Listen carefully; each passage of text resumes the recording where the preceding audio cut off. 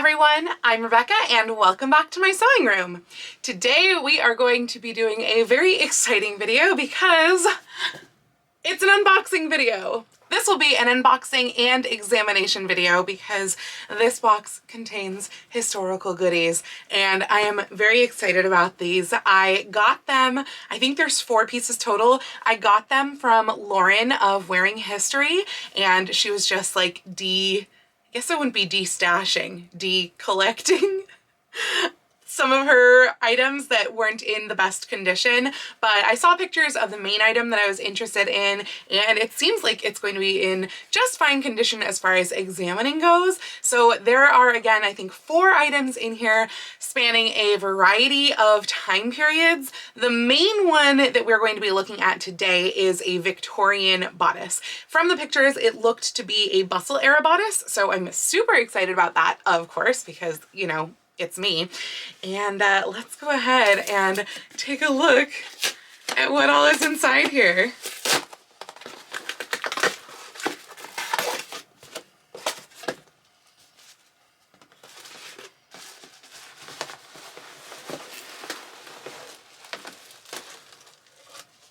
Okay.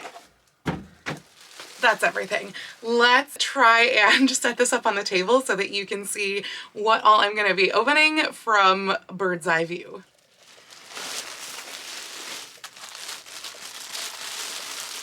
I'm excited.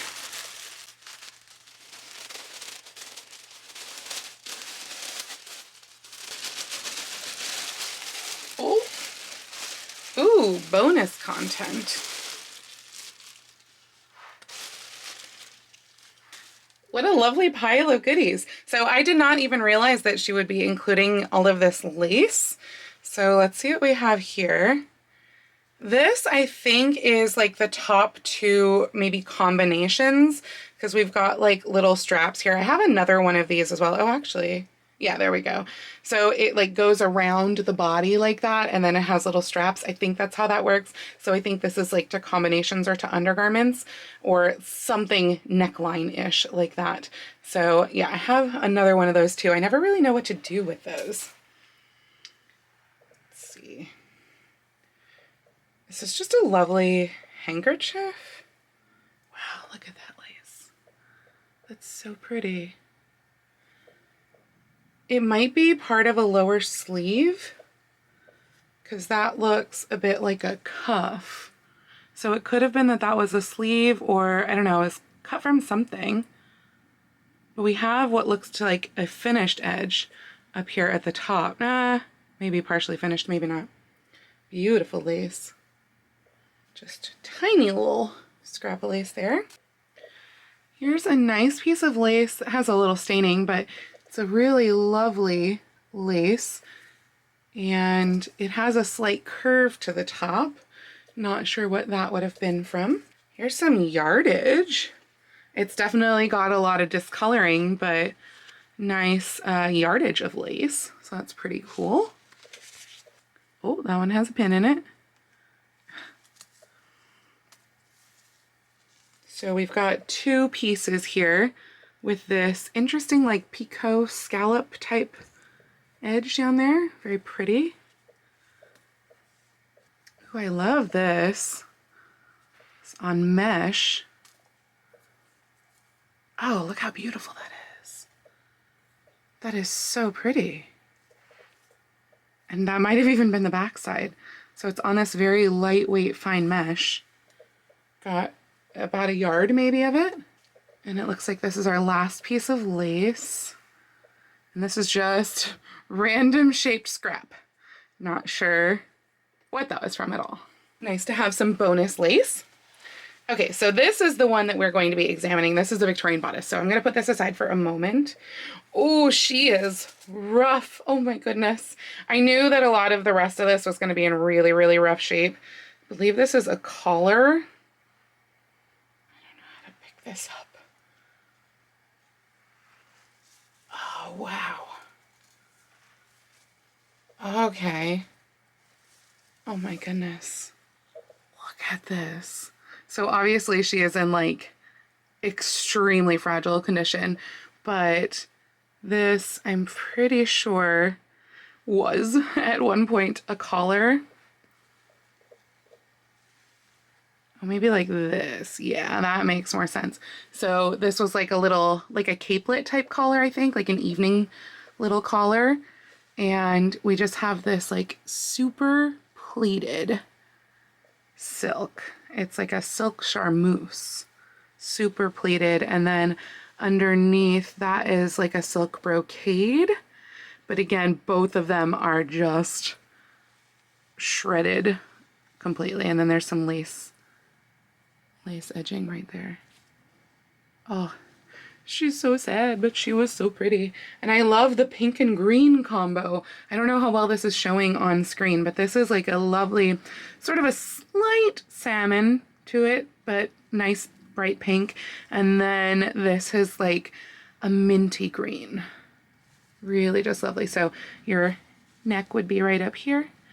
It probably had, oh yeah, there still is a closure of some sort. Oh, there's also a lovely rusty bit of wire here. I think this edge is actually all wired to keep the structure. So you can see that wire poking out right there. And there's also, though, a hook underneath that, and it would have hooked over to this side. But it is A, very small, and B, roll shattered. Okay, so, oh my god, it's darling. So it does have some shredding just from first glance, but this is, I think, maybe a little girl's dress. It's very short. Yeah, this is a little girl's dress. And look at the beautiful buttons with the little lace frill down the front. That's so sweet. And the nice, like, shirring up here. So this is the shoulders that I'm holding right here, and we've got tiny little piping, and then the shirring, the full bodice down below, and nice little sleeve with this nicely piped seam all the way down the top of the sleeve. Beautiful, delicate little lace with more piping down at the bottom. I would guess, based on how full this is right here, that this is 19/aughts. And it closes up the back with snaps, and it has a fitted, really, really fine linen layer underneath. So we can undo the snaps here. Keller. Must have belonged to Keller at some point or another. And we can see that the bodice, the lining of the bodice, it's not fitted. It is just there. And then the skirt kind of takes over. Oh, it's beautiful. If you want me to do a more thorough examination of this in some other video, I can. But this is all we're going to take a look at today, just because I don't even have a form or anything that will fit child size. But it is very, very pretty. I mean, how pretty is that? I'll do a slow scan of it close up so you can see all the details.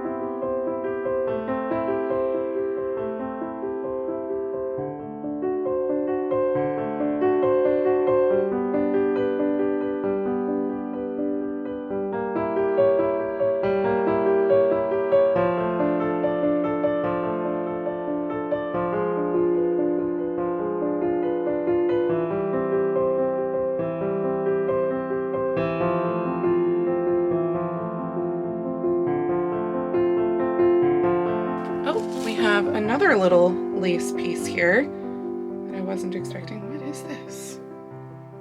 What is this? I have no idea what this is. It's boned. It's boned. I don't know what this is. Was this a collar? Because, like, oh my god, I feel like you'd kill yourself. That's crazy. These are all boned, all these points. Okay, I don't know what this is, but I'm fascinated, and now I feel like I have to know. So, hey, Lauren, if you're watching this video, or maybe I'll send you a message, Let me know what this was if you have any ideas, because funky. We've got a bit of what looks like modern lace actually, just based on the sheen. And another little bit of lace. Oh, there we go. Oh, it's so cute. It's another little girl's dress. This one is probably 20s. And look at the tiniest pin tucks in the world up on this bodice with its little cutaway. They're cutaway, but then there's like lining underneath this lace here. So you're seeing the lining right there, but it is cut away from the silk. This is like a silk gauze. No, maybe it's just a chiffon. I think it's a chiffon. And then we've got beautiful little pulled thread embroidery right in there and a tiny picot edging down at the bottom. Obviously we are having some issues here because that is a giant gash in the sleeve. This reminds me a lot of the dress that I showed you guys a few months ago. I will link that video. That was an adult size dress, but it just has a same sort of feeling. And then we have a dropped waist down here with actually a multi-tiered skirt. So I will again get up close with you on this, but look how cute this is. We've got our first tier right here with our little drop waist, and that has this cute little bow section with more of the insertion. And you can see that it's like a China silk or silk habitai underneath. And then we also have another layer mounted onto that right here. So another tier to that skirt. So lovely little child-sized dress, just adorable. I could do a video maybe where we look at both of these child-sized dresses up close, but again, I will do a close-up scan for you in this video. This dress is not fitted through the waist or anything because we're talking 20s here. And so this one doesn't have any sort of closures other than these snaps right here on the shoulder just to tighten up the neckline a little bit. Probably that's mostly since it was a kid. Like an adult could probably get their head through this size of an opening, but a kid, you know, they get all careful. I'll just say careful about things. And we've got this sleeve has also just torn along the crease there as well. But it's a gorgeous little dress. So let's take a close-up look at it.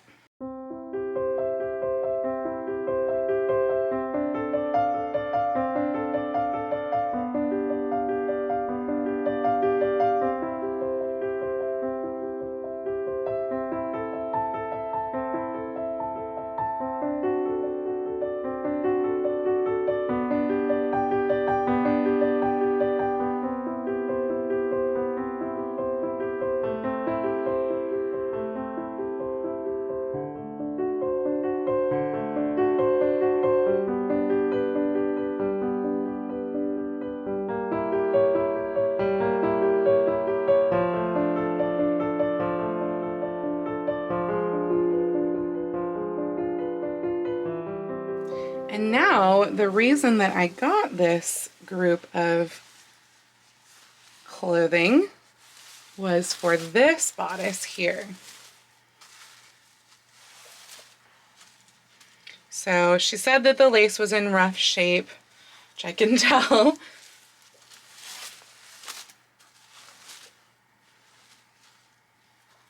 But if we can figure out where this lace is coming from and goes to, okay, that goes over there. Okay, there we go. At least it's on its proper sides. Oh, it's beautiful. Oh my gosh, I love it. Wow.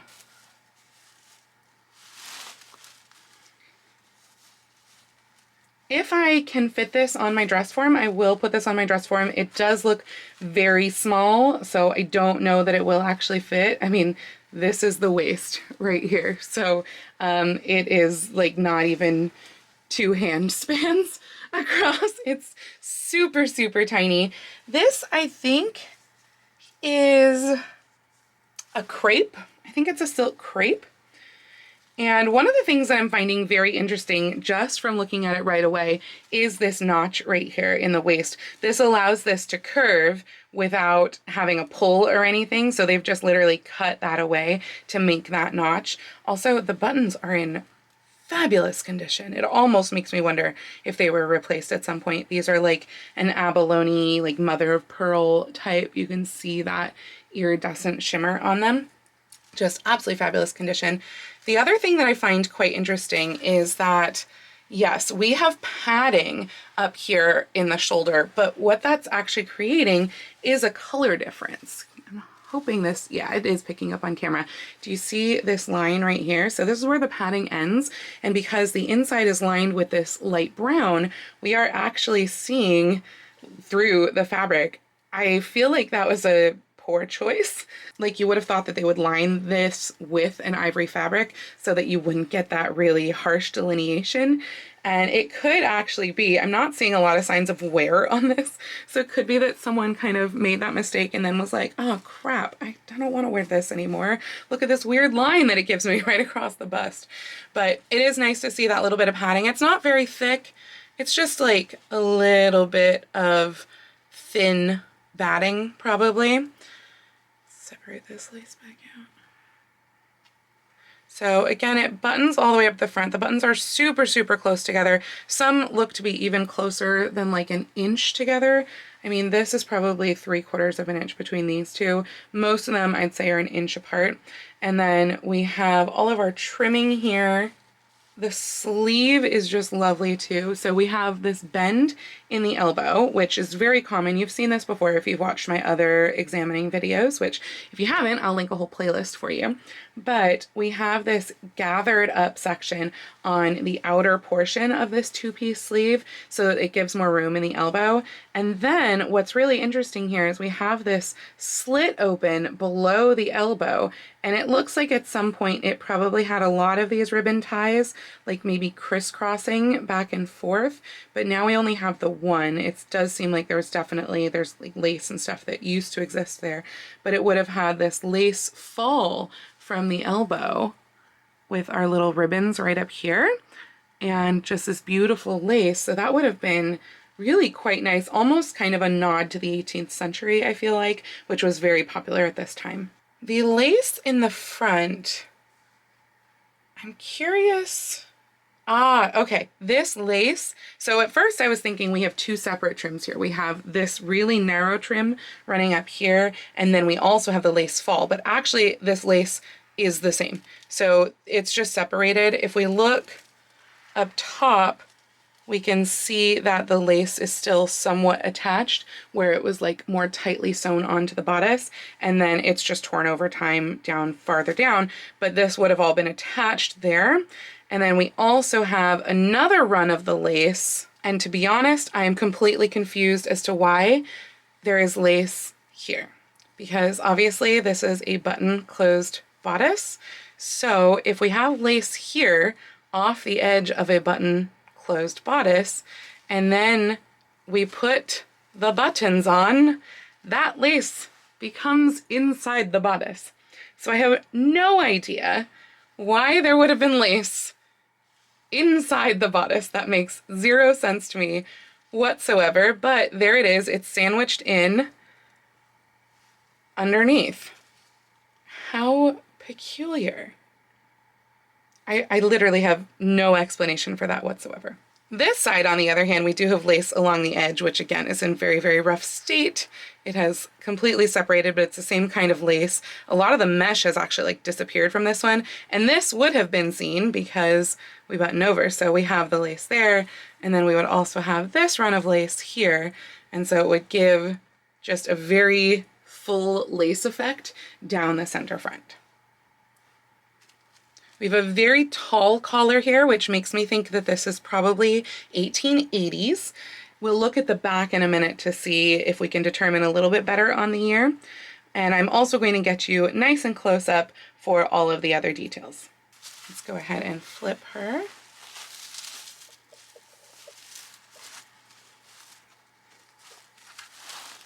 So the back is a pretty basic back shape. We have 3 panels on each side of the back with a center back seam right here, and then these 2 very small panels here for side back and the side. And then we have this really fun little tail that just would splay out, and they've actually put little lace inserts in this as well. So as it's splayed, you would see the lace, and there's boning that actually runs all the way down, not on these side ones, but on this one right here, there is a piece of boning that runs all the way down this tab. And so this would have been like a really firm look right here, splaying up like that. I'm going to see if I can get this on my form at all so that we can take a close zoomed in look now. Well, she doesn't remotely fit the form. I mean, that's a pretty big gap, but at least the shoulders kind of fit, so we can put her up there. So let's just take a close look at some of these details here because they're pretty exquisite. So the lace up here, it does go above the button area, right at the neck. And then we have all of these beautiful hand-done buttonholes. Just gorgeous. I mean, there's so many of them. Can you imagine how long that took? And again, our lace over here, it's like missing the net, which is kind of interesting because you can see here it's the same lace, but this lace has the netting still, so it's been torn off the kind of ribbon base, but it still has the netting. But this is just completely shredded. If it was worn, it's probably because this was manipulated a lot more because it was kind of in the way of the buttons. And then we come over to the other side.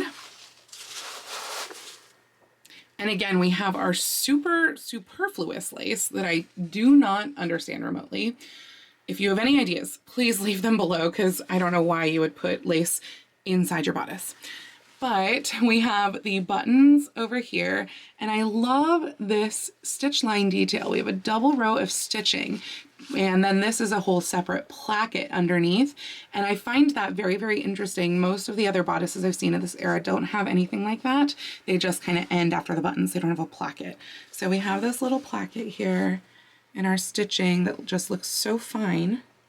And again, we have that break right here for at the waist where it bends, because it obviously, she gets a little bigger below the waist, as everyone does. And then it comes down to a very nice, neat point. And again, this is where our lace is attached, was attached, and it looks like it would have, it's tacked right here and right here.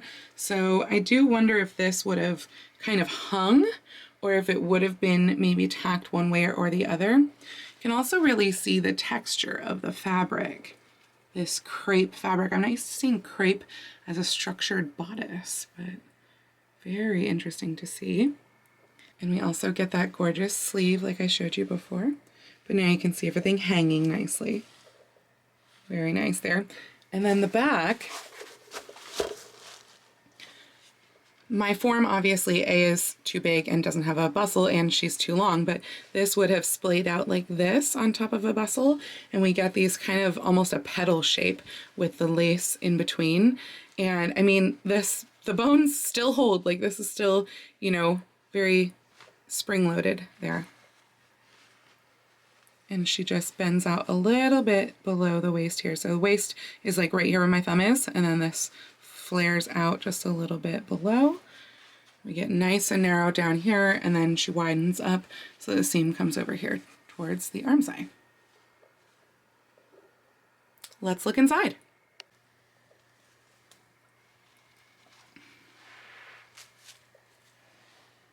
The light brown does make for a really nice contrast with all of the exterior sides showing in here in all of the seams.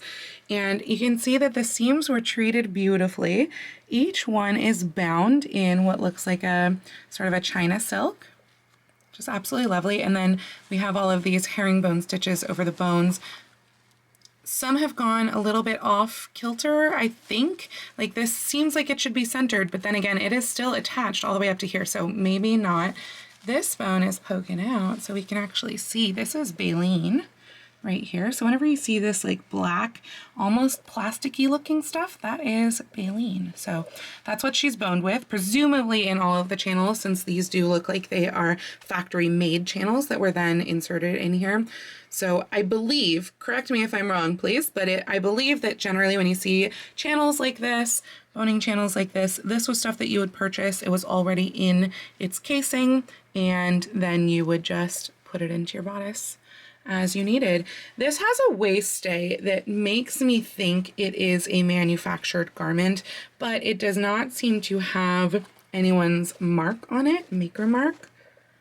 But this is the kind of really heavy duty waist stay that you tend to see in garments that are like manufactured, whether that's by an individual designer for people or whether that is, you know, maybe something even more common, which in this era, generally you just have like a dressmaker doing it. But we also have some little straps up here to hang it, help keep it hung, one in each armpit or just below the armpit. And the waist stay is put in with the herringbone stitches as well.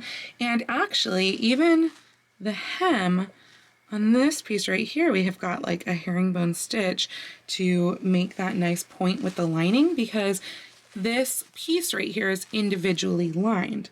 It's lined with the same crepe, but it does have its own individual lining. And then this whole section over here, this has its little facing also of the crepe.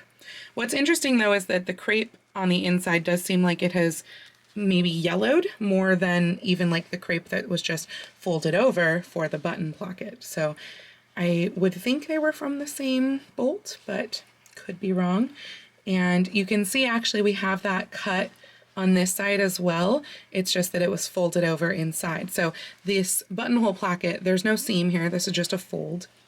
And again, we've got like those herringbone stitches all the way around here. Whereas this one, I feel like this looks like a hand stitch, but it is much more unobtrusive. Yeah, I think when we're looking at some of these other stitches that it's like a whip stitch, but it's very, very tiny. And this is that sort of polished cotton that we see in basically every single Victorian bodice. We also have this interesting little, it almost looks like a tuck, but it might be that it's more like a French seam. And this is where the placket is meeting right here. So I suppose it is possible. I don't want to say it's not, but I suppose it's possible that this is actually the same piece, like the placket with this, you know, exterior bodice portion, and that it is just folded. Either that or there's a seam tucked inside like a French seam. We also have some reinforcing tape right up here, which is very interesting underneath the buttons. So I wonder why the top ones needed to be reinforced. It goes down to just about the bottom of the padding. Yeah, in fact, the first button off right here, this is no longer on the padding. So maybe it has something to do with the padding, stitching it in there, I'm not sure. What we can see right over here is the selvage edge of this lining and how the crepe is then folded over. And I think it might be a selvage of the crepe as well, because this seems to just be folded over right here and like not folded again. So this is just an edge. So it's probably a selvage edge since it's not fraying or anything. And then that is just stitched down. We can see some larger herringbone stitches up there. They really like that herringbone stitch. The darts in this bodice have been cut away here. So we don't see the darts. They've been opened up and then bound just like the other seams. But this is a 4-piece each side. So front piece, 3 back pieces on each side. So pretty basic construction, but she is just lovely. Look how pretty she is. Just nice and delicate. Let me get you a waist measurement. So the waist is about 22 inches and I measured the bust and it's about 30. So she is very, very tiny. Just noticed this pin right here too. I think it's holding in the lace. I don't know if this was, you know, an original type thing or not. It's stuck in there, it doesn't want to come out. But yeah, there's a little straight pin right there. And by the way, just to remind you, there was no discoloration in the armpits. So it is entirely possible that this person made or purchased this bodice, saw the weird line on the bust, and then just noped out. So I don't know about you guys, but to me that was a very fun bundle to explore, a fun unboxing. I am really excited to add these to my collection. I mean, I purchased this from her just for this bodice right here, but it was really cool seeing the 2 children's dresses as well in particular, especially because like that Edwardian one, that is really like Samantha, the American Girl doll. That is the exact same era. And I have been on an American Girl doll kick for the last few months, if you haven't known that. And it's really cool to see like that pigeon-breasted look that is on several of Samantha's dresses, to see it in an actual dress. I mean, these were like little children and then they went like this to them. And it was just like, I don't get it. I don't get why it was flattering, but you know, that was the thing. So it was just cool to see that in an actual garment. So yeah, I'm very, very excited that these are now in my collection, particularly this one also because, I mean, I love the bustle era, and I think I only have one other bustle era bodice. So very nice to add another 1880s bodice to my collection. So I do hope that you enjoyed this video. If you want to see more antique videos, again, I do have an entire playlist for that, so you can check out right up here or down below in the description to see a whole bunch more videos. And I do have at least a handful more of items in my collection that we have not covered yet in a video, so those will be coming in future videos while I continue this monthly series on my channel. But if you liked this video, please go ahead and click the thumbs up icon, and if you'd like to see more videos like this from me, please go ahead and click subscribe and the little bell icon to be notified every time I post a new video. I do post videos here on YouTube twice a week, with my sewing vlogs out on Tuesdays and other random costuming content like this out on Saturdays, but I post every day over on my Instagram, so please go follow me on Instagram. That's at Lady Rebecca Fashions. And if you'd like to help support all of the work that I do on this channel, I do have a link to my Patreon and my Ko-fi down in the description below.